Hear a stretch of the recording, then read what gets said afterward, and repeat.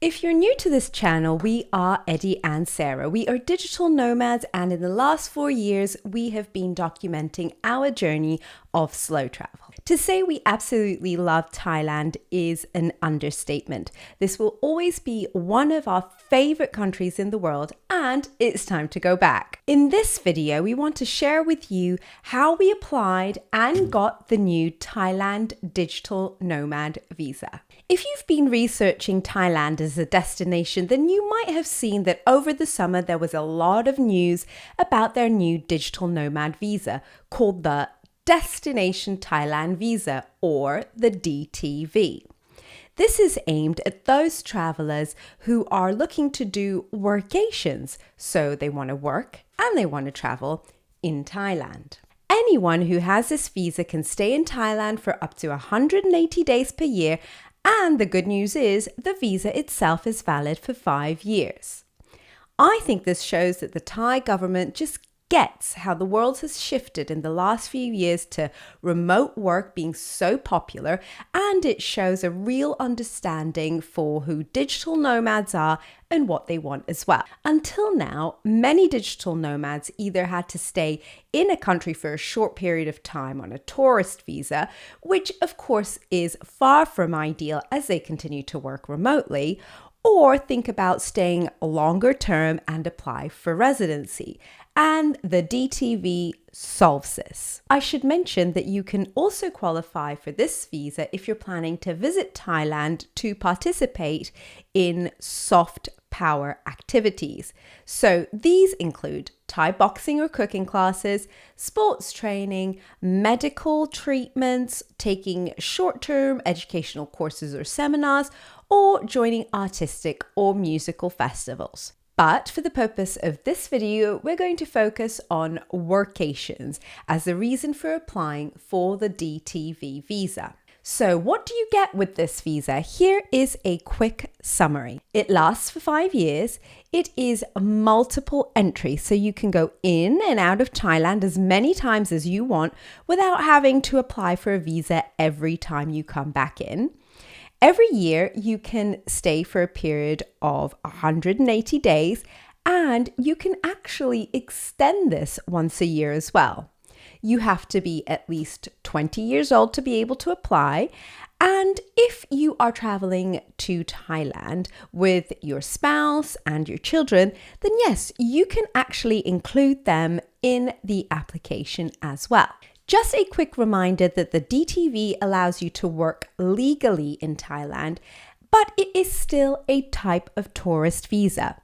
So you are not allowed to get a Thai working permit or work for Thai companies when you're there. Now, let's get into the requirements and how you can apply. So the first question you need to ask yourself to see if you're eligible is, can I go on a workation?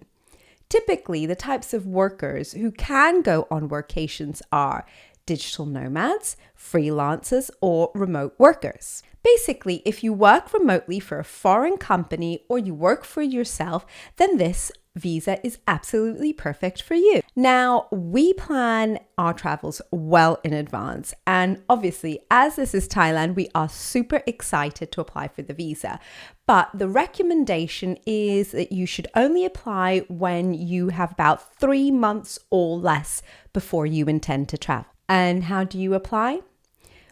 You can firstly visit the Royal Thai Embassy or consulate in your country of residence with all your paperwork printed out, or you can just simply do what we did and go to the Thai e-visa website, which is super easy to use. So we are going to skip the first parts of their homepage as we know that we do need a visa, and we're going to scroll down to the Destination Thai Visa and choose this option. You then need to choose which category applies to you, and we're going to choose workation. If you expand this section, it's actually got a very good summary of everything you're going to need, but I'm going to go into more detail in the video itself throughout the application. And Then you'll have to create an account to be able to use this website. And for this, you only need an email address and to set up a password. I've already got an account, so I'm just going to log in. And you will then need to click apply for a new visa. And this will take you to the first page to determine your eligibility. So here in this first page, you need to complete basic details, which are the country that your travel document has been issued. And by travel document, we usually mean passport, and that's what we used. Your current location, and it's important that this should be your country of residence. And from there, you need to check what embassy you need to apply at. So I'm in England, so this means that I apply at the Royal Thai Embassy, London. Next, you need to add the type of travel document. And for the visa type, you need to choose DTV Destination Thailand Visa. And the purpose of your visit is a workation. And for the number of entries, I would suggest you choose multiple from the drop down to give you the most flexibility, even if you intend to go into Thailand and not leave until you go back home. This is what I would go for. So the next page is your personal information. And here you need to be ready to upload your passport, a photo of you which is passport style and which has been taken in the last 6 months. So personally, we just took a photo on our iPhones against a white wall when we were doing the application. And once you've uploaded the documents, you will find that the website will populate the information from your passport in the next section, but just make sure you check it all through. You then need to add your address information. This is your permanent address, which I know is a bit of a strange concept for many digital nomads and should be the country in which you are applying for the visa. The next section is your occupation, and you don't really need to be very specific here. The application is actually just looking to see your employment status, for example, employee. And you will need to add the name of the company you are employed by and choose from a drop-down a range for your annual income as well. Next comes your accommodation, and you have a few choices in the application form from hotel to private property. We are staying at an Airbnb, so I marked this as guest house and added the Airbnb details here. I would say that the next section, which is your supporting documents, is actually the section of the application which takes the longest. Unless you watch this video, of course, and you can sail through it super quickly. And don't forget that you can save the application at any time and then go back to it, which is really helpful. But to save you even more time, I'm going to go through the supporting documents you need so you can get these ready in advance and then just upload them. We've talked about the need for your passport and also a recent photo. And because you've uploaded them already, your application will show these here. You also need to upload a document showing your current location. This is evidence that you live in the country that you are applying from.